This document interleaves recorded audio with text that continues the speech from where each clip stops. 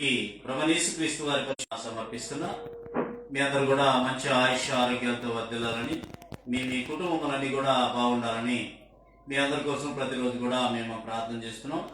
అదేవిధంగా మీ అందరి ప్రార్థన వలన దేవుని దయ వలన దేవుడు నాకు మరొక అవకాశం అనుగ్రహించిన విధానం బట్టి దేవునికి కృతజ్ఞతాస్తుతులు సమర్పిస్తూ మీ అందరికీ మరోసారి నా హృదయపూర్వకంగా నిండు మనసుతో వందనాలు సమర్పిస్తున్నా.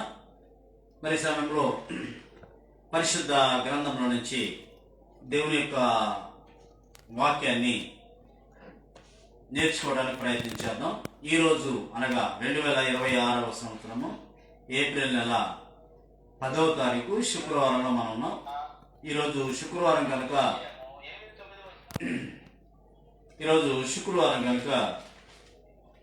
మరి సమయంలో దేవునికి కోపము పుట్టించు సందర్భములు, దేవునికి కోపం పుట్టించు సందర్భములు అనే చిన్న అంశాన్ని నేర్చుకోవడానికి ప్రయత్నించేద్దాం.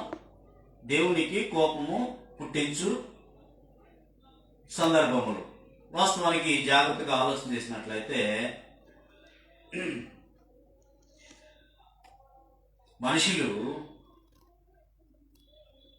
మనుషులు నడిచే విధానము, వాడు నడిచే దారి మరి జాగ్రత్తగా ఆలోచన చేసినట్లయితే మొట్టమొదటి చిన్నప్పటి నుంచి కూడా కొంతమంది పిల్లలు తల్లిదండ్రులకు కోపం పుట్టిస్తారు. ఇంకొంతమంది స్కూల్స్కి వెళ్ళే టైంలో టీచర్స్కి కోపం పుట్టిస్తారు. ఇంకొంతమంది పెద్దలకి కోపం పుట్టిస్తారు. ఇంకొంతమంది దేవునికి కోపం పుట్టిస్తారు. వాస్తవానికి గడిచిన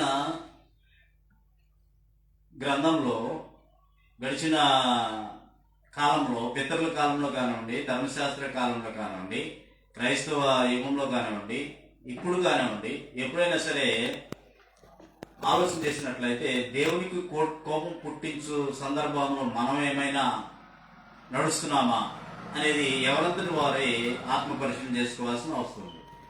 లేక మన పిల్లలు దేవునికి కోపం పుట్టిస్తున్నామా అనేది ఎవరంతటి వారు ఆత్మ పరిశీలన చేసుకోవాల్సిన అవసరం అనేది ఉన్నది. వాస్తవానికి జాగ్రత్తగా ఆలోచన చేసినట్లయితే మరి దేవునికి కోపం పుట్టించు సందర్భములు జాగ్రత్తగా ఆలోచన చేసినట్లయితే దేవుని మీద సణుగునప్పుడు, దేవునికి ఎప్పుడు కోపం వస్తే సణుగుతూ ఉంటారు. సంఖ్యాకాండము 11వ అధ్యాయము 1వ వచనంలో, సంఖ్యాకాండం 11వ అధ్యాయము 1వ వచనంలో జనులు ఆయాసమును గురించి సణుగుచుండగా అది యెహోవాకు వినపడింది. నువ్వు ఏం చేసినా సరే, నువ్వేం మాట్లాడినా సరే, నీవు నీ తోటి వ్యక్తితో మాట్లాడుతున్నా లేక నీ కుటుంబ సభ్యులతో మాట్లాడినా, నువ్వు ఎవరితో మాట్లాడినా సరే దేవునికి వినపడుతుంది అనే విషయాన్ని మర్చిపోవద్దు. నువ్వు మాట్లాడే ప్రతి మాట కూడా దేవునికి వినపడుతుంది. ఎందుకంటే నువ్వు కూర్చుండుట, నువ్వు లేవచ్చుట, నువ్వు పండుకొనుట, నువ్వు ఎక్కడ ఉన్నా సరే, ఏం మాట్లాడినా సరే ఆయనకి వినిపిస్తుంది. ఇద్దరు విశ్వాసులు మాట్లాడుకుంటే ఆయన ఆ గుసగుసు వింటాడు కదా. జనులు ఆయాసము గురించి సణుగుచుండగా అది యెహోవాకు వినపడెను. యెహోవా దానిని విన్నప్పుడు ఆయన కోపము రగులుకొని, యెహోవా అగ్ని వారిలో రగులుకొని ఆ పాళెంలో ఒక కొనను దహించసాగాను.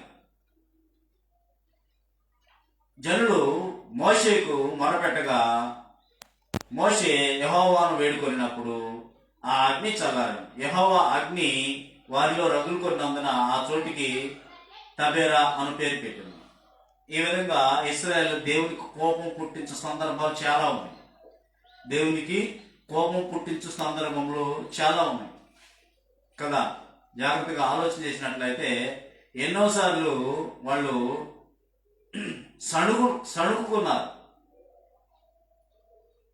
ఐగుప్తు దేశంలో బానిసత్వంలో ఉన్నప్పుడు వాడిని అక్కడి నుంచి మోషే నాయకత్వంలో బయటికి విడిపించిన తర్వాత బయటికి వచ్చిన తర్వాత తినడానికి తిండి లేదని, ఉండడానికి ఇల్లు లేదని, కట్టుకోని బట్ట లేదని ఆ?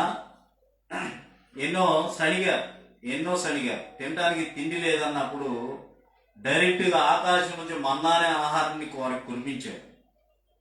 త్రాగడానికి నీళ్లు లేవు అన్నప్పుడు ఒక బండలో నుంచి బండలు బద్దలు చేసి వారికి శ్రేష్టమైన ఆహారాన్ని, మంచినీళ్ళను వాళ్ళకి అనుగ్రహించాడు. అలాగా ఏది కొదవలు చేయలేదు. అయినప్పటికీ కూడా ఏదో ఒకటి మనము దేవుని మీద సణుగుతుంటాం, కొడుకుతుంటాం. కొంతమంది అయితే అలుగుతూ ఉంటారు, దేవుని మీద అలిగి ప్రార్థనే మానేస్తూ ఉంటారు. పిల్లలు కూడా చూడండి, కొంతమంది ఇంట్లోకి అన్ని తెచ్చిపెట్టినా ఏదో ఒక విధంగా అలుగుతూ ఉంటారు, సణుగులు గొడుగులు. కొంతమంది టీచర్స్ మీద అలిగే వాళ్ళు ఉంటారు. రకరకాలుగా ఆలోచన చేసినట్లయితే కొంతమంది ఎవరికైనా బుద్ధి చెప్పారనుకోండి, అరే నువ్వు అట్లా ఉండకూడదని చెప్పేసి వాళ్ళ మీద కోపం పెంచుకుంటారు, వాళ్ళ మీద సడుగుతూ ఉంటారు అన్నమాట. మన సమాజంలో ఆలోచన చేసినట్లయితే కదా. కాబట్టి జాగ్రత్తగా ఆలోచన చేసినట్లయితే ఇశ్రాయేలు అనేక సార్లు ఒకటి రెండుగా చాలా ఉన్నాయి, చాలా సందర్భాలు దేవునికి కోపం పుట్టించారన్నమాట. ఏదైతే చేయవద్దు అన్నాడో అది వాళ్ళు చేయటం వల్ల దేవునికి కోపం. మోషే ధర్మశాస్త్రం తీసుకురావడానికి దేవుడు ఇస్తానంటే కొండ మీదకి వెళ్ళి తిరిగి కొంచెం లేట్ అయ్యేసరికి మోషే ఏమయ్యాడో మాకు తెలియదు, కానీ అర్జెంటుగా మాకు ఒక దేవుడు కావాలని చెప్పేసి వాళ్ళకున్న చెవులుకున్నవి తీసి బంగారపు దోడు చేసి కొట్టండ్రా కొబ్బరికాయ వెలిగించండ్రా అని చెప్పి పండగ చేసి దేవుడికి కోపం పుట్టించిన సందర్భాలు చాలా ఉన్నాయి.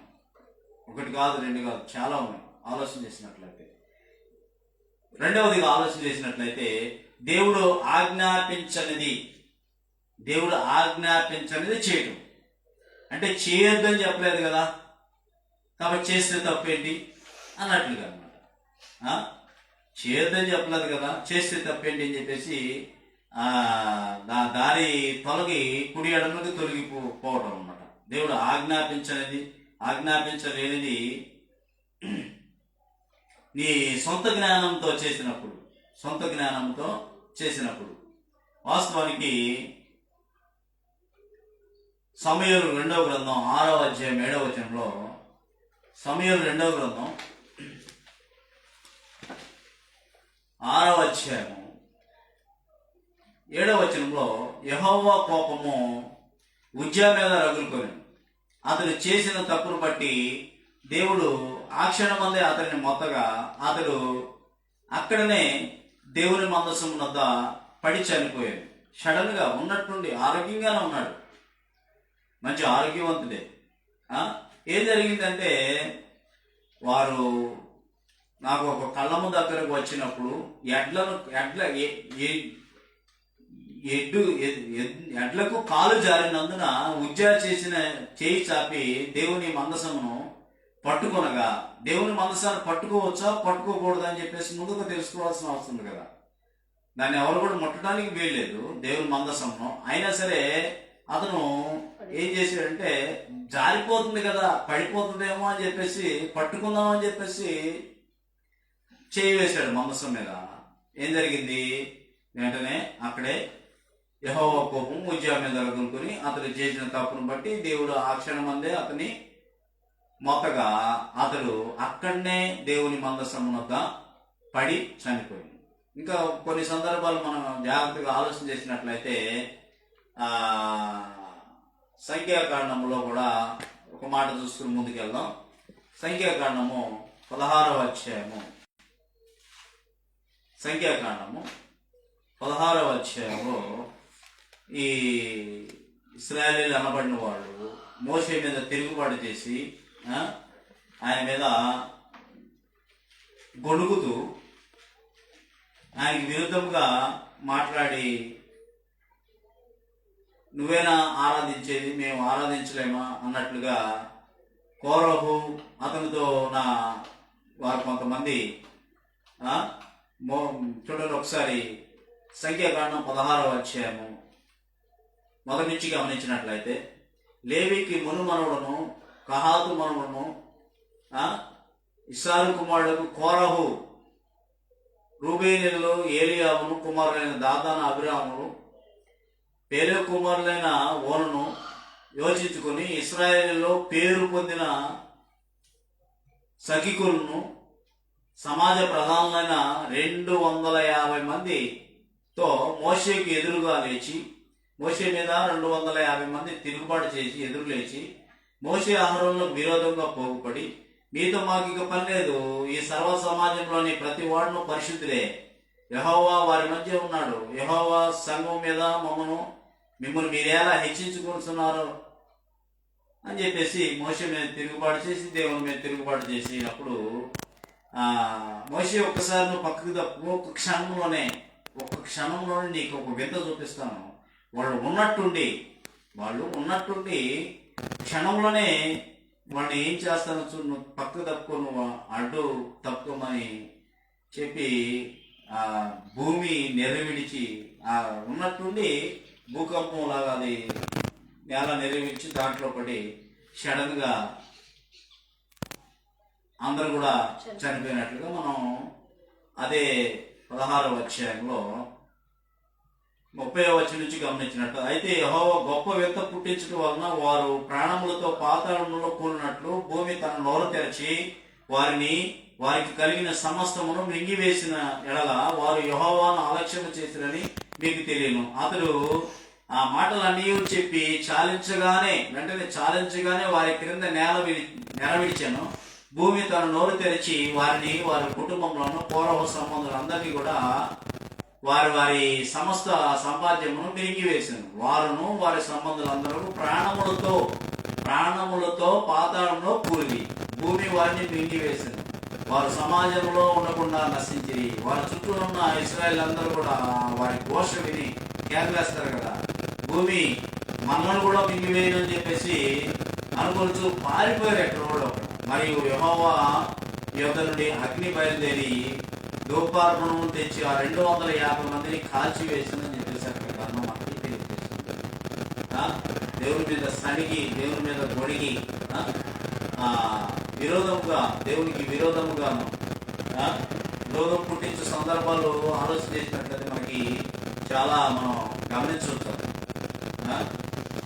కాబట్టి జాగ్రత్తగా ఆలోచన చేసినట్లయితే ఆ లేవియా కాండము 10వ అధ్యాయము 1వ వచనంలో కూడా గమనించినట్లయితే 1-2 వచనాల్లో అహరోను కుమారులైన నాదాబు, అబీహులు తమ ధూపార్తులను తీసుకుని వాటిలో నిప్పులుంచి వాటి మీద ధూపద్రవ్యం వేసి యెహోవా తమకు ఆజ్ఞాపింపని వేరొక ఆజ్ఞని ఆయన సన్నిధికి తేగా యెహోవా సన్నిధి నుండి అగ్ని బయలుదేరి వారిని కాల్చివేసింది. వారు యెహోవా సన్నిధిని మృతి పొందేది. ఆజ్ఞాపించిన అగ్ని మీరే తీసుకొచ్చేసారు. నా మోషే మీరేనా చేసేది, మోషే మీరేం చేస్తే మీరు చేయకూడదు అని చెప్పేసి విరోధంగా చేశారు. ఇంకా ఆలోచన చేసినట్లయితే ధర్మశాస్త్ర ప్రకారం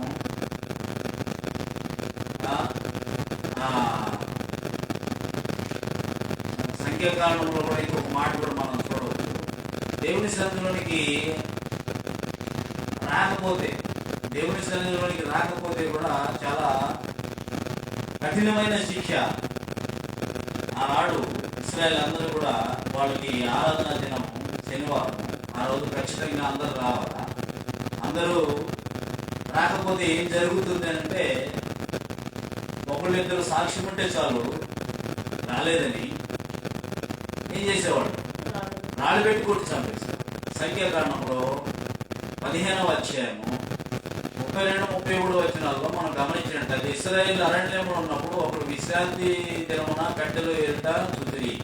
వాడు కట్టెలు ఏరుట చూసిన వారు యెహోవా యొద్దకు అహరోను వద్దకు క్షమించండి వాడు కట్టెలు ఏరుట చూసిన వారు మోషే యొద్దకును అహరోను వద్దకును సర్వ సమాజం వద్దకు వారిని తీసుకుని వచ్చింది. వారికి ఏమి చేయవాలని అది విశదపరచబడలేదు కనుక వారిని కావలితో ఉంచింది.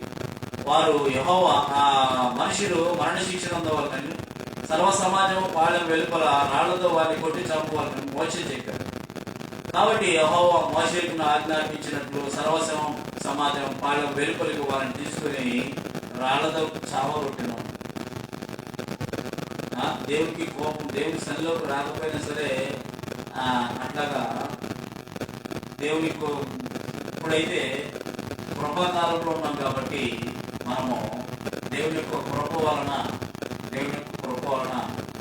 దేవుడు ఏం చేశాడంటే, ప్రయాసపడి భారం మోసుకుంటున్న సమస్య వెళ్ళాలని నా దగ్గర నేను మీకు విశ్రాంతి కలిగజేస్తానని చెప్తున్నాడు. దేవుడు లోకం ఎంతో ప్రేమించాడు కాబట్టి, వాళ్ళు ఎలాంటి వారైనా సరే దేవుడు లోకంని ఎంతో ప్రేమించాడు కాగా ఆయన కుమారుడు అద్వితీయ కుమారుడు యందు విశ్వాసం ఉంచువాడు నశింపక నిత్య జీవంలోనికి దాటి ఉన్నాడని గ్రంథం తెలియజేస్తుంది. అయినా సరే మన పరిస్థితి ఎలా ఉంది, నీ పరిస్థితి నా పరిస్థితి ఎలా ఉంది? ఈ ఇంట్లో తల్లిదండ్రులు కోపం పుట్టిస్తున్నామా?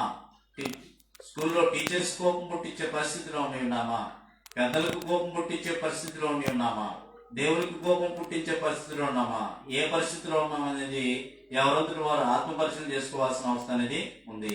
తర్వాత గమనించినట్లయితే దేవుని వాక్యమును తృణీకరించినప్పుడు, దేవుని వాక్యాన్ని తృణీకరిస్తే దేవుని కోపం పుట్టించే సందర్భంలో అనే అంశాన్ని మనం మాట్లాడుకుంటున్నాము. దేవుని వాక్యాన్ని తృణీకరించినప్పుడు దేవుని పక్కన పెట్టేస్తారు కొంతమంది. దేవుని వాక్యం చదవటం పక్కన పెట్టేస్తారు, దేవుని యొక్క ప్రార్థన చేయటం పక్కన పెట్టేస్తారు, దేవుని మీదే అలుగుతూ గొడుగుతూ సలుగుతూ ఉంటారు. 2వ దినవృత్తాంతముల గ్రంథం 36వ అధ్యాయము 16వ వచనంలో, 2వ దినవృత్తాంతముల గ్రంథము 36వ అధ్యాయము 2వ దినవృత్తాంతముల గ్రంథం 36వ అధ్యాయము అంటే చివరి అధ్యాయము 16వ వచనం జాగ్రత్తగా ఆలోచన చేసినట్లయితే, వారు దేవుని దూతలను ఎగతాళి చేయుచు ఆయన వాక్యములను తృణీకరించుచు ఆయన ప్రవక్తలను హింసించుచు రాగా నివారింపశక్యము కాకుండా యెహోవా కోపము ఆయన జనుల మీదకి వచ్చెను. వాడు దేవుని దూతలను ఎగతాళి చేయొచ్చు. దేవుని దూతలు అంటే ఇంతకుముందు ప్రవక్తలు ఇంకా కొత్త నిబంధనలో కూడా ఒక దూత వచ్చి మరియా దయాప్రాప్తురాలని ఏ విధంగా మాట్లాడిందో, అలాగా పాత నిబంధనలో కూడా దేవదూతల ద్వారా దేవుడు పంపించినప్పుడు మనుషులు ఏం చేసేవాడు అంటే ఎగతాళి చేసేవాడు. ఎగతాళి ఒకానొక సందర్భంలో అబ్రహాం గారి దగ్గరికి దేవుని దూతలు వచ్చి, ముందటి సంవత్సరానికి నీ కడుపున పిల్లాడు పుడతాడు అని అంటే వాళ్ళు ఎగతాళిగా నా పరిస్థితి ఏంది, నా వయసు ఏంది అన్నట్టుగా నవ్వుకున్నట్లుగా కూడా మనం సందర్భాలను గమనించవచ్చు అనమాట. ఎగతాళి చేయొచ్చు, ఆయన వాక్యములను తృణీకరించచ్చు. ఇప్పుడు కూడా చాలా మంది అంత ఇంపార్టెంట్ ఇవ్వకోకుండా, దేవుని మాట వినకోకుండా, దేవుని వాక్యానికి లోబడకుండా, దేవునికి ప్రార్థన చేయకుండా, దేవుని సన్నిధిలోనికి రాకుండా పట్టినట్టుగా విన్నట్టుగా ఆయన వాక్యమును తృణీకరిస్తూ ఉంటారు అనమాట. వాక్యము తృణీకరించు ఆయన ప్రవక్తలను హింసించుచు రాగా, పైగా వచ్చి చెప్పిన వాళ్ళని హింసించరు రాగా నివారింపశక్యము కాకుండా యెహోవా కోపము ఆయన జనుల మీదకి వచ్చి ఆయన వారి మీదకి కల్దీయుల్ని రప్పింపగా అతడు వారికి పరిశుద్ధ స్థలముగానున్న మందిరములోనే వారి యవనస్తులను ఖడ్గము చేత సంహరించెను. ఏ ఏ ఏ ఏ మందిరం అది? ఏ పరిశుద్ధంగానున్న మందిరం అది? యెరూషలేము దేవాలయం. యెరూషలేము దేవాలయం అంటే మామూలు విషయం కాదు. ఎంతో వెండి బంగారాలతో అలంకరించబడిన దేవాలయం అది. అలాంటి గొప్ప దేవాలయాన్ని కల్దీయులకి అప్పగించాడు దేవుడు. అప్పగించినప్పుడు అతడు యవనుల ఎందైనను, యువతుల ఎందైనను, ముసలి వారి ఎందైనను, నిరసన వెంట్రుకలు వారి ఎందైనను కనికరింపలేదు. దేవుడు వారందరినీ కూడా అతని చేతికి అప్పగించాను. మరియు బబులోను రాజు పెద్దవేమి చిన్నవేమి దేవుని మందిరపు ఉపకరణం అన్నిటిని కూడా యెహోవా మందిరపు నిధులలోని దేవి అన్ని కూడా దొరికిన ద్రవ్యం అంతా కూడా బబులోనుకు తీసుకుని పోయినట్లుగా మనం చూడాలన్నమాట. అదిగాక కల్దీలు దేవుని మందిరము తగులబెట్టేశారు. యెరూషలేము ప్రాకారం పడగొట్టి దాని యొక్క నగరాలన్నిటిని కూడా కాల్చివేసినట్లుగా మన గ్రంథంలో చూడగలమన్నమాట. కాబట్టి దేవుని వాక్యము తృణీకరించడం ఎంత ప్రిఫరెన్స్ ఇస్తున్నాం? దేవుని యొక్క వాక్యం ఏం తెలియజేస్తుంది నీకు? మొట్టమొదటిగా తల్లినైనను తండ్రినైనను అన్నదమ్ములను అక్క చెల్లినైనను నాకంటే ఎక్కువగా ప్రేమించేవాడు నాకు పాత్రలు కాడని తెలియజేస్తుంది. ఎంత ప్రిఫరెన్స్ ఇస్తున్నాం మనం దేవుని యొక్క వాక్యానికి, దేవుని యొక్క మాటలకు? ఎవరంతటి వారే ఆత్మపరిశీలన చేసుకోవాల్సిన అవసరం ఉంది. మొట్టమొదట ఫస్ట్ ప్రిఫరెన్స్ దేవునికి ఇవ్వాల్సిన అవసరం అనేది ఉన్నది. ఎందుకంటే మనల్ని పుట్టించిన దేవుడు ఆయన, మనల్ని పుట్టించిన దేవుడు. మనకు అన్ని కూడా తినడానికి తిండి, ఉండడానికి ఇల్లు, కట్టుకొని బట్ట, అన్ని కూడా గాలి నీరు వెళ్తారు అన్ని కూడా ఆయన అనుగ్రహిస్తున్నాడు. ఆయన సృష్టించిన భూమి మీద మనం నిలబడి ఉన్నాం కదా. కాబట్టి వాస్తవానికి దేవుని మీద సణుగునప్పుడు దేవునికి కోపం పుట్టిన సందర్భం, దేవుని మీద సణుగుతాం, దేవుని ఆజ్ఞాపించని లేనిది నీ సొంత జ్ఞానంతో చేసినప్పుడు, దేవుని యొక్క వాక్యం తృణీకరించినప్పుడు, దేవుని గురించి యుక్తంగా మాట్లాడలేనప్పుడు, తర్వాత ఏ స్వరూపం కలిగిన విగ్రహములను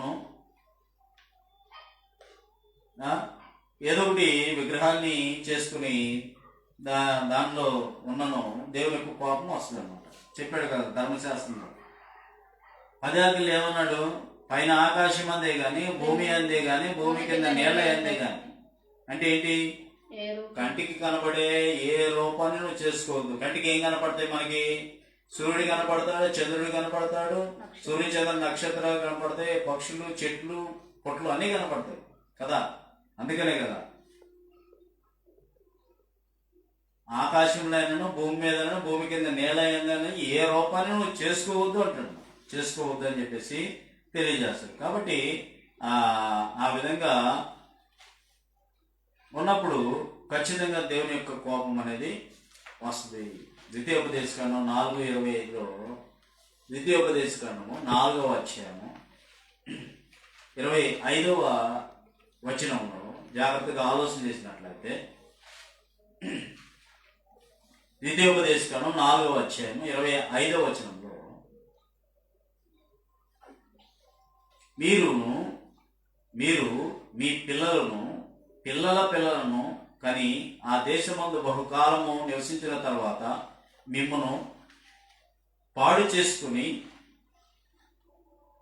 ఏ స్వరూపమును కలిగిన విగ్రహమునైనను చేసి దేవుడైన యెహోవాకు కోపం పుట్టించి ఆయన కనుల ఎదుట కీడు చేసిన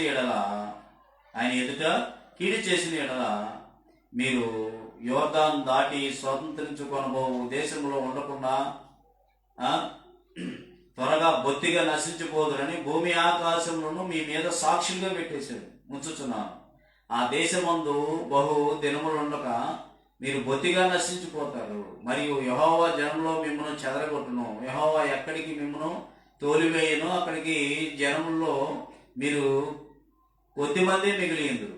అక్కడ మీరు మనుషుల చేతి పని అయినను కర్ర దేవతలనైనా పూజింపకూడదు. అవి చూడవు, వినవు, తినవు, వాసన చూడవు. అయితే అక్కడ నుండి దేవుడైన యెహోవాను మీరు వెతకని యెడల మీ పూర్ణ హృదయంతోను నీ పూర్ణాత్మతోను వెతకునప్పుడు ఆయన నీకు ప్రత్యక్షమగును. ఈ సంగతులన్నీ కూడా మీకు సంభవించిన తర్వాత నీకు బాధ కలుగునప్పుడు అంచె దినములలో నీ దేవుడైన యెహోవా వైపు తిరిగి ఆయన మాట విని యెడల నీ దేవుడైన యెహోవా కనికరము గల దేవుడు కనుక నిన్ను చేయి విడువడు, నిన్ను నాశనము చేయడు, తాను నీ పితరులతో ప్రమాణం చేసిన నిబంధన మర్చిపోడు అని చెప్పారు. ఇంకా ద్వితీయోపదేశకాండం 28వ అధ్యాయంలో మనకందరికీ తెలిసినట్టుగా ద్వితీయోపదేశకాండం 28వ అధ్యాయంలో జాగ్రత్తగా ఆలోచన చేసినట్లయితే నీ దేవుడైన యెహోవా మాట శ్రద్ధగా విని నేడు నేను నీకు ఆజ్ఞాపించున్న ఆయన ఆజ్ఞలన్నిటినీ అనుసరించి నడుచుకొని ఎడల నీ దేవుడైన యెహోవా భూమి మీద ఉన్న సమస్త జన్మల కంటే నిన్ను హెచ్చించును. నీవు నీ దేవుడైన యెహోవా మాట విని ఎడల ఈ దేవుళ్ళని నీ మీదికి వచ్చును, నీకు ప్రాప్తించునని చెప్పేసి. వినకపోతే 15వ వచనంలో నేడు నేను నీకు ఆజ్ఞాపించు ఆయన సమస్తమైన ఆజ్ఞల కట్టలను నీవు అనుసరించి నడుచుకొనని ఎడల దేవుడైన యెహోవా సెలవిచ్చిన మాట వినని ఎడల ఈ శాపములన్నీ నీకు సంభవించును. పట్టణంలో నీవు శపింపడదు, పొలంలో శపింపడదు, నీ గంపయు పిండి పిసుకుతోటి అక్కడ చాలా ఉన్నాయి. జాగ్రత్తగా ఆలోచన చేసినట్లయితే దేవునికి కోపం పుట్టించే సందర్భాల్లోకి మనం వెళ్ళకూడదు. దేవుడు ఏదైతే ఆజ్ఞాపించాడో దాని ప్రకారం మనం నడవాల్సిన వస్తుంది. ఏ స్వరూపము పైన ఆకాశం అందే కానీ భూమి అందే కానీ భూమి కింద నేల అందే కానీ పొర్రపాటును కూడా అటు జోలికి వెళ్ళకూడదు. దేవునికి కోపం పుట్టించే సందర్భాలు అవి. తర్వాత గమనించినట్లయితే సేవకునికి విరోధంగా మాట్లాడినప్పుడు చూసాం కదా, మోషేకి వ్యతిరేకంగా మాట్లాడితే ఏమైంది? భూకంపం వచ్చి అక్కడ ఉన్నట్టుండి ఇదైపోయినట్టుగా మనం చూడగలం. సంఖ్యాకాండం 12:9 కూడా ఒక మాట చూసుకుని ముందుకు వెళ్దాం. సంఖ్యాకాండం జాగ్రత్తగా ఆలోచన చేసినట్లయితే 12వ అధ్యాయం 9వ వచనంలో, సంఖ్యాకాండం 12వ అధ్యాయము 9వ వచనంలో అక్కడ యెహోవా కోపము వారి మీద రగులుకొనగా ఆయన వెళ్ళిపోయాను. మేఘమును ఆ ప్రత్యక్ష గుడారం మీద నుండి ఎత్తబడిను. అప్పుడు మిరియాము హిమం వంటి తెల్లని కుష్టి గలదాయను. ఎవరో ఈమె? మోషేకి ఏమవుద్ది? ఎవరు ఈమె? మిరియాము మోషేకి ఏమవుద్ది? సొంత అక్క కదా. ఏమైంది? మోషే పెళ్లి చేసుకున్నాడు. 12వ అధ్యాయం మొదటి నుంచి మోషే కూషు దేశపు స్త్రీని పెళ్లి చేసుకుని నేను కనుక అతడు పెళ్లి చేసుకున్న ఆ స్త్రీని బట్టి మిరియాము అహరోనులు అతనికి విరోధంగా మాట్లాడేసరికి ఏం జరిగింది? అక్కడ మిరియాముకి కుష్టు రోగం వచ్చినట్లుగా మనం చూడొచ్చు అన్నమాట. యెహోవా కోపం వారి మీద రగులుకొనగా ఆయన వెళ్ళిపోయాను. మేఘమును ప్రత్యక్ష గుడారం మీదను ఎత్తబడినాను. అప్పుడు మిరియాము హిమం వంటి తెల్లని కుష్టి రోగం కలదాము. అహరోను మిరియాము వైపు చూసినప్పుడు ఆమె కుష్టి కలదుగా వెంటనే కనబడినాను. అహరోను, అయ్యో ప్రభువా, మేము అవివేకులము, పాపులమే, మేము చేసిన పాపము మా మీద మోపవద్దు.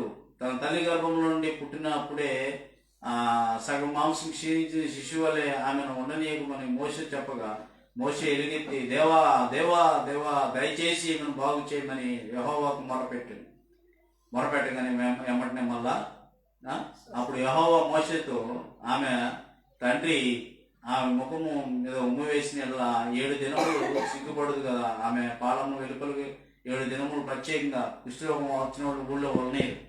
ఊరికి బయట పెదవి మీద పెదవి కప్పుకుని నేను అపవిత్రుడు అని చెప్పేసి పలకాల్సి ప్రత్యేకంగా జీవించాల్సిన అవసరం ఉంది. కాబట్టి దేవుని కోపము పుట్టించిన సందర్భాలు అన్నమాట ఇవన్నీ కూడా. సొంత అక్క సొంత కుటుంబంలో అట్లాగ అయినప్పుడు దేవుడు వెంటనే అక్కడ దేవుని కోపం వల్ల కుష్ఠరోగం వచ్చినట్టుగా మనం చూడగలం కదా.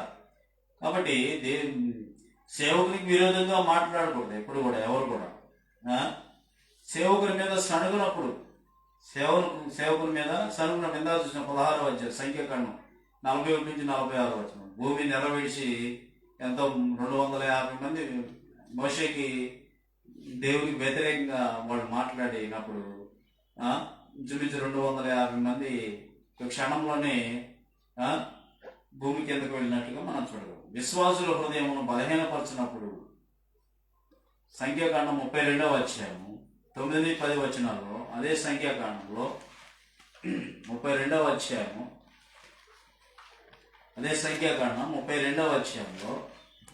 జాగ్రత్తగా ఆలోచన చేసినట్లయితే నేను ముగించిపోతున్నాను. అదే సంఖ్యాకాండము 32వ అధ్యాయము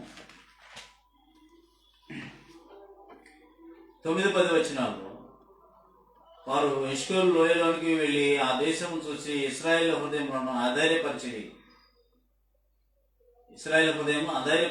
కనుక యెహోవా తమకు ఇచ్చిన దేశంలోకి వాళ్ళు వెళ్ళలేకపోయింది.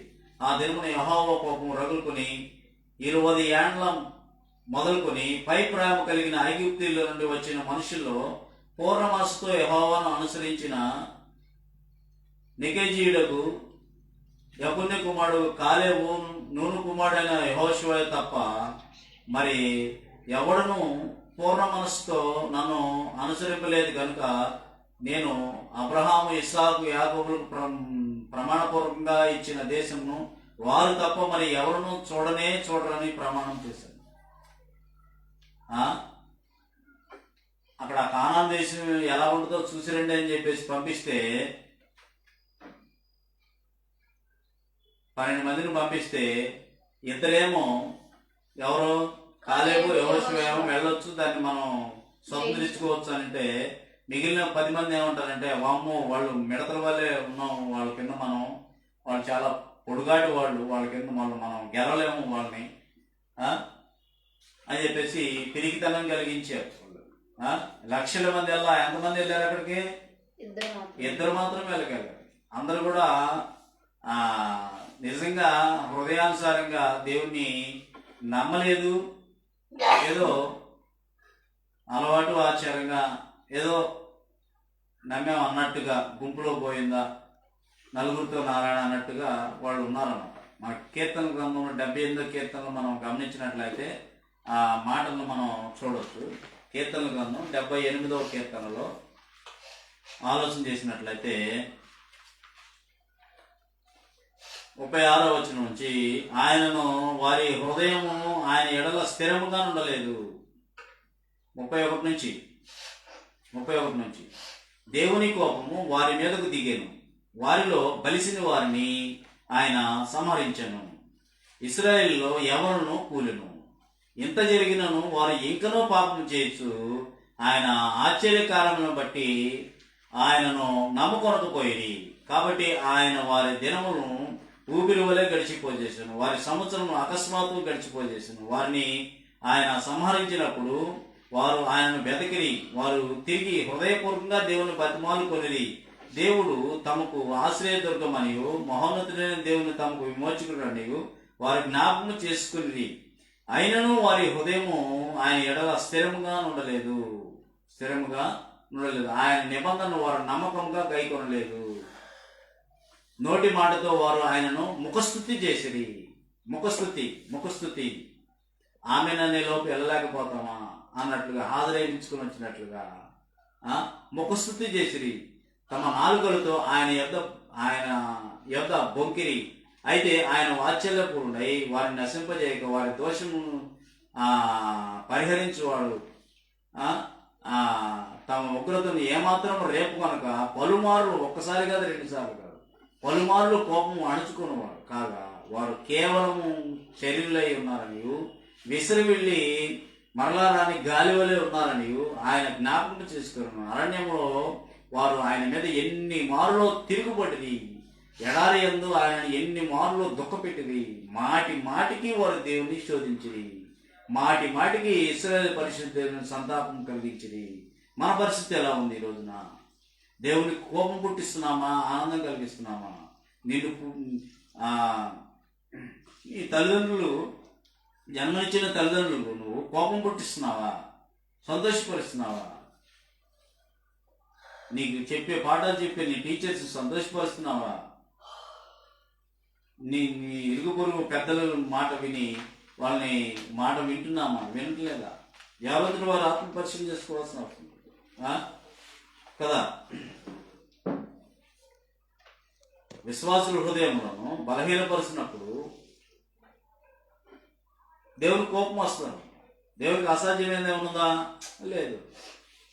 ఎండిన ఎముకలు సరే, హెచ్కేల్ 37వ అధ్యాయంలో ఎండిన ఎముకలకు సైతము నరాన్ని, శరీరాన్ని, మళ్ళా ఎముకలు అన్నింటినీ ఒకదానికొకటి గొప్ప శైన్యంగా నిలబెట్టే దేవుడు ఆయనకి అసాధ్యమైన దేవుడు. చేత కానిది, వల్ల కానిది, చేయలేనిదంటూ మనకు వల్ల కాదేమో కానీ దేవుడికి అసాధ్యమైనది ఏది కూడా లేదు. సముద్రం సైతం 2 పాయలుగా చేసి వాళ్ళని సంరక్షించాడు. ఆహారం లేదంటే ఆకాశం నుంచి డైరెక్ట్గా వాళ్ళకి ఆహారాన్ని ఇచ్చాడు. బండలు బద్దలు చేసి వాళ్ళకి శ్రేష్టమైన వాటర్ని నాకు అనుగ్రహించాడు. మనకు అసాధ్యమైనది ఏం లేదు. ఏమీ లేని చోట అన్నీ ఉన్నట్లుగా చేయగలడు. ఒకవేళ నీవు దేవుడు చేసిన మేలును మర్చిపోయి మనకు ముందున్న సమస్య క్వశ్చన్ మార్క్ కనపడుతుంది ఎవరికైనా సరే. ఇంతకుముందు ఎన్నో ఎట్లాంటి సమస్యలు ఎన్నో చేశాడు, అవన్నీ మర్చిపోతాం. మనకున్న ముందు ఉన్న సమస్య క్వశ్చన్ మార్క్ కనపడుతుంది. అవుతుందా అవదా, జరుగుద్దా జరగదా, నా ప్రార్థన వింటాడా లేదా, అపనమ్మకం వచ్చేస్తుంటుంది. నీ నిరుత్సాహపోవద్దు ఎట్టి పరిస్థితులు. నిన్ను విడవను ఎడవాయను. ఏమి తినుమో ఏమి త్రాగు ఏమి ధరించుకున్నా చింత నీకు వద్దు. మొట్టమొదటి నా నీతిని నా రాజ్యాన్ని వెతకని మీకు ఏం కావాలన్నా ఇస్తాను. నేనే మార్గము, నేనే సత్యము, నేనే జీవమునైనా కదా. నిన్ను విడవను ఎడబాయనని చెప్తున్నాను. ఇవన్నీ పక్కకు తోసేస్తున్నాయి మాట్లాడే కూడా.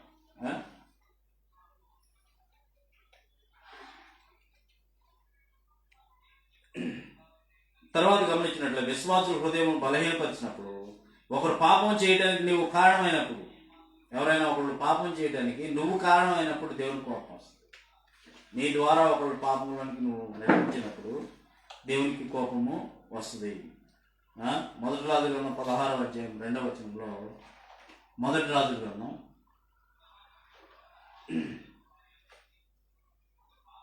16వ అధ్యాయం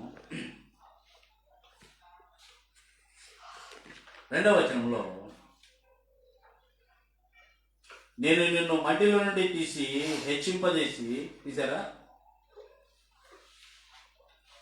మొదటి రాజు గ్రంథం 16వ అధ్యాయము 2వ వచనం చదువున, నేను నిన్ను మట్టిలో నుండి తీసి హెచ్చింపజేసి ఇశ్రాయేలు వారును నా జనుల మీద నిన్ను అధికారిగా చేసి తిని, అయినను ఎరవు ప్రవర్తించిన ప్రకారము నీవు ప్రవర్తిస్తూ ఇశ్రాయేలు వారు నా జనులు పాపము చేయుటకు కారకుడవై వారి పాపముల చేత నాకు కోపం పుట్టించి ఉన్నావు. కాబట్టి అక్కడ సందర్భాన్ని మనం అందరూ కూడా జాగ్రత్తగా గమనించినట్లయితే, నా జనులు పాపము చేయడానికి కారకుడవై వారి పాపముల చేత నాకు కోపం పుట్టించింది. ఒకవేళ ఒకరు పాపము చేయడానికి నీవు కారణమైనప్పుడు దేవుని కోపము పుట్టించిన సందర్భంలో చేసినట్లే మనము కూడా. కాబట్టి జాగ్రత్తగా ఆలోచన చేయాల్సిన వస్తుంది. శకునం ముహూర్తములు మొదలు నమ్మినప్పుడు ఏది చేయాలన్నా ముహూర్తం పెట్టుకోవాలండి. ముహూర్తం పెట్టుకున్న తర్వాత ముందుకెళ్ళాలి. ప్రార్థన కంటే ఎక్కువేంది కాదు అది. ప్రార్థన కంటే ఎక్కువేమి కాదు. నీ ముందు ఒక ఇల్లు కట్టుకోవాలనుకున్నావు, పెళ్లి చేయాలనుకుంటున్నావు, నువ్వు ప్రయాణం అవుతున్నావు, ఎక్కడికో బయలుదేరేదో పని మీద అవుతున్నావు. ముహూర్తం చూడాల్సి లేదా? ముహూర్తం చూసి పుట్టామా మనం? ముహూర్తం చూసి చచ్చిపోతామా? చెప్పమనండి, ఎవరైనా చెప్తాడేమో ముహూర్తం పలానప్పుడు నువ్వు చచ్చిపోతావని. ఏ ముహూర్తం చెప్తాడో ఎవరికి తెలియదు. నిన్ను పుట్టించిన దేవుడు తెలుసది. మనం ఎప్పుడు పుడతామో ఎప్పుడు చచ్చిపోతాం అనేది ముహూర్తాలు ఉంటాయి. దానికి దేవుడు నిర్ణయించింది. దేవుని నిర్ణయం. ఆయన పుట్టించింది మన మనుషుల్ని. మనమైతే మనం ముహూర్తాలు చూసుకుని ముందుకు వెళ్తుంటాం కదా. దినవృత్తాంతముల గ్రంథం 2 దినవృత్తాంతముల గ్రంథం 33:6, 2 దినవృత్తాంతముల గ్రంథం 33వ అధ్యాయం 6వ వచనంలో, 33:6, 2 దినవృత్తాంతముల గ్రంథం. బెనిహోము లోయందు అతడు తన కుమారులను అగ్నిలో గుండా దాటించి ముహూర్తములను విచారించుతూ మంత్రములను చిల్లంగితనము వాడుకు చేయు కర్ణ పిశాచములతో సోదిగాండ్రతము. కొంతమంది ఇప్పుడు చాలా తగ్గిపోయింది, కానీ ఇంతకు ముందు అయితే ప్రతి ఒక్కరు కూడా వీటి మీద ఆధారపడారు. సోదిగాండ్రతోను సంగత్యము చేసు యెహోవా దృష్టికి బహు చెడుతనము నడుచు ఆయనకు కోపం పుట్టించెను. ఈ ముహూర్తాలు అనేవి ఈ రకరకాలుగా ఈ అగ్నిలో దాటడం అనేది, మంత్రాల మీద ఆధారపడటం, రకరకాలుగా చేతబడులు ఉన్నాయని ఇంతకుముందు బాగా ఉన్నాయి. ఇప్పుడు ఎవరు కూడా ఏది కూడా నమ్మడం లేదు. కానీ ఏం లేదు, దారిని వెళ్తూ ఉంటే ఒక నిమ్మకాయో అక్కడ ఏదన్నా ఎర్ర నీళ్ళు అక్కడ పడుంటే దాన్ని చూసి ఎంతో భయపడేవాడు అన్న. దాని నుంచి ఎంతో భయపడేవాడు. ఇంకా కాబట్టి శకునులు ముహూర్తం మొదలు నమ్మినప్పుడు దేవుడు కోపం వస్తుంది. దేవుడు సృష్టించిన సూర్యుడు చంద్ర నక్షత్రాలు వాళ్ళకి మొక్కినప్పుడు దేవుడు కోపం వస్తుంది. అన్నిటి నేను కదా సృష్టించి వీళ్ళందరూ కదా ప్రార్థన చేయాల్సింది నాకు కదా, వాటికి మొక్కుతారని చెప్పి దేవుడు చేసిన సృష్టిని కాదు నువ్వు కొలవాల్సింది. నిన్ను సృష్టించిన దేవుడు, అవన్నీ సృష్టించిన దేవుడు. భక్తిహీనులతో స్నేహం చేసినప్పుడు 2వ దినవృత్తాంతంలో 19వ అధ్యాయం 2వ వచనంలో, అదే దినవృత్తాంతముల గ్రంథము 2వ దినవృత్తాంతముల గ్రంథం 19వ అధ్యాయము 2వ వచనంలో 19వ అధ్యాయం 2వ వచనంలో దీర్ఘదర్శి హనానీ కుమారుడు యెహోవా అతన్ని ఎదుర్కొనబోయి రాజైన యెహోషాపాతుకు ఇలాగూ ప్రకటన చేశాను, నీవు భక్తిహీనులకు సహాయం చేసి యెహోవా శత్రువులకు స్నేహితులు అయితివి కదా, అందువలన యెహోవా సన్నిధి నుండి కోపం నీ మీదికి వచ్చును. అయితే నీవు దేశంలో నుండి నీవు దేవతా స్తంభములను తీసివేసి దేవుని యొద్ద విచారణ చేయుటకు నీవు మనసు నిలుపుకొని ఉన్నావు. నీ యందు మంచి క్రియలు కనబడు తెలియజేసినట్టు చూడగలను. యెహోవా సన్నిధి నుండి కోపం. యెహోషాపాతు ఇలాగూ ప్రకటన చేసి నీవు భక్తిహీనులకు సహాయం చేసి, భక్తిహీనులతో సహవాసం చేసి అన్ని విందుల్లో పాలు పొందుకున్నప్పుడు, సంఖ్యాకాండం 25వ అధ్యాయం 1 నుంచి 3 వచనాలు చదువుకున్నట్లయితే అక్కడ మనకు కనపడుతుంది. అన్ని విందుల్లో సంఖ్యాకాండం 25వ అధ్యాయం 1 నుంచి 3 వచనాలు మనం గమనించినట్లయితే అక్కడ అమధ్య ఏలనారంభించినప్పుడు 25 ఏళ్ల వాడై 29 సంవత్సరములు యెరూషలేములో వెళ్ళాను. అతని తల్లి యెరూషలేము కాపురస్తురాలు, ఆమె పేరు యెహోయద్దాము. అతడు యెహోవా దృష్టికి యథార్థంగా ప్రవర్తించెను గాని పూర్ణ హృదయముతో ఆయనను అనుసరింపలేదు. రాజ్యము తనకు స్థిరమైనప్పుడు అతడు రాజైన తన తండ్రిని చంపించిన రాజసేవకులను చంపించను. అయితే తల్లిదండ్రులు పిల్లల కొరకు, పిల్లలు తల్లిదండ్రుల కొరకు చావకూడదు. ప్రతి మనిషి తన పాపం కొరకు తానే చావాలని మోషే గ్రంథం అందరి ధర్మశాస్త్రము వ్రాయబడి ఉన్నట్లుగా మనం చూడొచ్చు అన్నమాట. తర్వాత చెడు నడత కలిగిన సమస్త పాపముల వలన దేవునికి కోపం వస్తుంది. ద్వితీయోపదేశకాండం 9:18 తెలియజేస్తుంది. దుర్నీతి చేత దుర్నీతి భక్తిహీనత కలిగినప్పుడు దేవుని యొక్క కోపం నీ మీదకి నా మీదకి అయినా సరే బయలుదేరుతుంది. చివరిగా రోమీకి రాసిన పత్రిక 1వ అధ్యాయము 18వ వచనాన్ని గమనించినట్లయితే, రోమీకి రాసిన పత్రిక 1వ అధ్యాయం 18వ వచనంలో దుర్నీతి చేత, నీతి అనేది ఉంది, దేవుడు నీతిమంతుడు.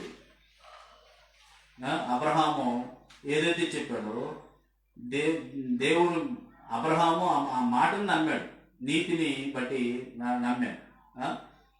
నమ్మి దాని ప్రకారం వెళ్ళాడు. దుర్నీతి చేత సత్యాన్ని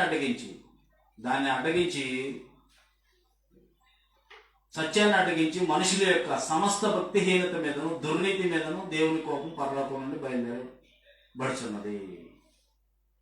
ఎందుకనగా దేవుని గురించి తెలియశక్యమైనది ఏదో అది వారి మధ్య విసిద్ధపరచింది. దేవుడు అది వారికి విసిద్ధపరిచింది.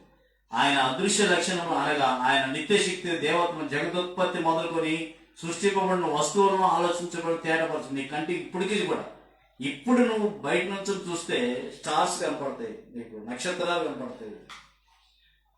అవి చేసింది దేవుడు అని చెప్పేసి నువ్వు నమ్మాలని నమ్మి తీరా కదా. ఆయన అదృశ్య లక్షణం అనగా నువ్వు ఆకాశం చూసినప్పుడు అది ఆయనే చేసేది ఇప్పటికే కనపడతాం. అది ఆయన అదృశ్య లక్షణములు కనపడనంత మాత్రాన అది ఏదో అనుకోవటం కాదు, ఎవరో వెనకమాల దేవుడు ఉన్నాడు. ఆయన అదృశ్య లక్షణం అనగా ఆయన నిత్యశక్తి దేవత్వంలో జగదుత్పత్తి మొదలు సృష్టింపడిన వస్తువులను తేటపరచబడుతున్నారు. కానీ వారు నిరత్తరులై ఉన్నారు. మరి వారు దేవుని ఎరిగి ఆయన దేవునిగా మహిమపరచలేదు, కృతజ్ఞతాస్తుతులు చెల్లింపలేదు. కానీ తమ వాదములు ఎందుకు వ్యర్థులేవి, వారి అవివేక హృదయం అంధకారమైనట్టు. తాము జ్ఞానులు అని చెప్పుకోవచ్చు, బుద్ధిహీనులయ్యి దుర్నీతి చేత. దుర్నీతి దేవుడు ఒకటి చెప్తుంటే కాదు కాదు ఇంకొకటి కూడా ఉన్నాడు కదా. దేవుడు ఒక్కడే అని గ్రంథం తెలియజేస్తుంటే కాదు రెండో దేవుడు కూడా ఉన్నాడంట కదా అని చెప్పేసి దుర్నీతి చేత సత్యాన్ని అడ్డగించేసి, ఎవరైతే సత్యాన్ని అడ్డగిస్తారో మనుషుల యొక్క సమస్త భక్తిహీనత మీదను దుర్నీతి మీదను నువ్వు నీతిగా నడుచుకోవాలి. దుర్నీతి వైపు వెళ్ళకూడదు. నీతి ఏంటో సమస్తాన్ని పరీక్షించి మేలైందని చేపట్టి ముందుకు వెళ్ళాలి. యెహోవా గ్రంథాన్ని పరిశీలించి సమస్తాన్ని పరీక్షించి మేలైందని చేపట్టాల్సిన అవసరం. దేవుడు ఒకటి చెప్తే ఒకటి చేస్తే మరి కోపం వస్తుంది కదా. నీ పిల్లాడికి నువ్వు ఒక మాట చెప్పావు, పని అప్పగించావు, వాడు చేయకుండా ఇంకోటి చేస్తే కోపం రాదా? మీ క్లాసులో టీచర్ ఒక పాఠం చెప్తే చదువుకుని ఇంకోటి చదువుకుని అప్పు చెప్తే కోపం వస్తుంది. పెద్దలు ఒక మాట చెప్తే అది కాకుండా ఇంకోటి అనేది కోపం వస్తుంది. కాబట్టి దేవునికి కోపం పుట్టించే సందర్భాలు గ్రంథంలో చాలా ఉన్నాయి. ఈనాడు నీవు నేను మరి ఏ విషయాలు దేవునికి కోపం పుట్టిస్తున్నాం? దేవుని సన్నిధిలోనికి వెళుతున్నామా? దేవుని నమ్ముతున్నామా? నేను పుట్టించింది ఆయనని నమ్ముతున్నావా లేదా? సమస్త దేశంలో యెహోవాకు ఉత్సాహధ్వని చేయడు. ఆయనే మిమ్మల్ని పుట్టించాడు, ఆయనే మిమ్మల్ని పోషిస్తున్నాడు, ఆయన మిమ్మల్ని సంరక్షిస్తున్నాడు అని తెలియజేస్తుంది గ్రంథం. అయినప్పటికీ కూడా మనము విన్నట్టుగా పట్టినట్టుగా పక్కన పెట్టేస్తూ దేవుని మీద అలుగుతూ గొణుగుతూ, మనకు అనుకున్నవని అవ్వలేదని దేవుని మీదే అలుగుతూ సణుగుతూ గొణుగుతూ, ఏపాటి జీవితం మనిషి జీవితం. యాకోబు 4:13 నేడైనను రేపైనను ఒకానొక పట్టణం వెళ్ళి వ్యాపారం చేసి లాభం సంపాదించుకుందామని చెప్పుకున్న వారులారా, మీ జీవం ఏపాటిది? ఎంతలో కనబడి అంతలో మాయమైపోయే అవిలాంటి జీవితాలు మన జీవితాలు. అది మన జీవితాల పరిస్థితి. ఎప్పుడు ఎలా ఉంటుందో తెలియదు. కాబట్టి దేవుని కోపం పుట్టిస్తున్నాము, దేవుని ఆనందపరుస్తున్నాము. ఒక్కసారి రాత్రికాల సమయం ఎవరంతటి వారు ఆత్మపరిశీలన చేసుకోవాల్సిన అవసరం ఉంది. మీరు విశ్వాసం కలిగిన వారే ఉన్నారో లేదో చెక్ చేసుకోవాల్సిన అవసరం ఉంది. మిమ్మల్ని మీరే శోధించుకొని చూసుకోండి. ముసలం ముచ్చట్లు పక్కన పెట్టేసి ఎంతో ప్రయోజనకరమైనది అంతే కాగా నా ప్రియ సహోదరులారా, మీ ప్రయాసం ప్రభునందు వ్యర్థం కాదని ఎరిగి స్థిరుడును కదలని వారు ఎప్పటికీ ఆసక్తులై ఉండి అంటారు. ఎప్పటికీ ఆసక్తులై ఉండాల్సిన అవసరం ఉంది. ఎప్పటివరకు ఓపికతో చక్కగా విన్న మీ అందరికీ నా హృదయపూర్వకంగా నిండు మనసుతో వందనాలు సమర్పిస్తూ ముగించేస్తున్నాను. మీ అందరూ కూడా ఆత్మీయంగా బలపడి ముందుకు వెళ్ళాలనే ముందుకు వెళుతున్నాం. మీ అందరు కూడా ఆత్మీయంగా బలపడి స్థిరపడాలనే ఉద్దేశంతో ముందుకు వెళ్తున్నాం. దేవుడి వాక్యమును మీ యొక్క హృదయంలో ఫలింపజేయాలని మనస్ఫూర్తిగా కోరుకుంటూ ముగించేస్తున్నాను. మరోసారి మీ అందరికీ నా హృదయపూర్వకంగా నిండు మనసుతో వందనాలు.